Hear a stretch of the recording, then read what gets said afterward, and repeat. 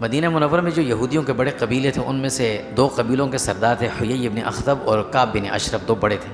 یہ اپنے یہودیوں کے علماء بھی تھے، عالم بھی تھے، بڑے سردار تھے ان کے۔ جب غزوہ احد میں مسلمانوں کو فتح بھی ہوئی، اس سے پہلے بدر میں ہوئی، تو مکہ والوں کو ویسے ہی غصہ تھا کہ مسلمانوں کی اتنی چھوٹی جماعت سے ہمیں اس قدر ذلت کے ساتھ شکست ہوئی۔ تو یہ مدینہ کے جو یہودی تھے یہ بھی مسلمانوں کے خلاف تھے۔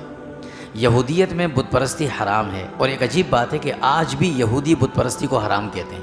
آج بھی جو یہودی ہیں بت پرستی کو حرام سمجھتے ہیں۔ عیسائی نہیں، عیسائیوں میں تو بہت خرابیاں آ گئیں، یہودیوں میں نہیں ہے، بت پرستی کو حرام سمجھتے ہیں۔ اور یہودی بغیر تکبیر کے ذبح کیے ہوئے جانور کا گوشت بھی نہیں کھاتے، اس لیے وہ مسلمان کا ذبیحہ کھاتے ہیں، عیسائی کا ذبیحہ نہیں کھاتے۔ تو یہ دونوں مکہ گئے اور اپنے ساتھ کچھ لوگوں کو لے کر ابو سفیان سے ملے اور ان سے یہ کہا کہ بھئی تم مکہ پر حملہ کرو، مدینہ پر باہر سے تم حملہ کرو، اندر سے ہم تمہارا ساتھ دیں گے، مسلمانوں کا خاتمہ کرتے ہیں۔ تو ابو سفیان نے ان سے سوال پوچھا کہ پہلے یہ بتاؤ ہمارا دین صحیح ہے یا اس شخص کا یعنی محمد صلی اللہ علیہ وسلم کا دین صحیح ہے؟ دیکھیں مکہ والے لا علم تھے اور جاہل تھے۔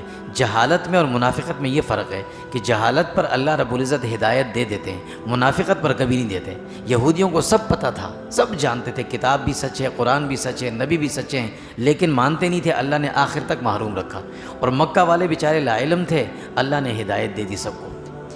ان سے پوچھا، انہوں نے کہا نہیں تمہارا مذہب صحیح ہے، یہ مسلمانوں کو ان کا مذہب تو غلط ہے، نعوذ باللہ، یہ جھوٹ بولا۔ پھر ابو سفیان نے ان سے کہا، منافق جیسے بھی ہوں، کافر ہوں نا، تھے کھڑے، انہوں نے کہا دیکھو تم مدینہ والے بڑے منافق ہو، ان کے منہ پہ کہا، تم کہتے کچھ ہو کرتے کچھ ہو، ہمیں تم پہ یقین نہیں آتا۔ تم میرے سامنے جا کر بیت اللہ میں جو بت رکھے ہوئے ان بتوں کے سامنے کھڑے ہو کر قسم کھا کر مجھے یقین دلاؤ کہ تم ہمارا ساتھ دو گے تو پھر ہم حملہ کریں گے۔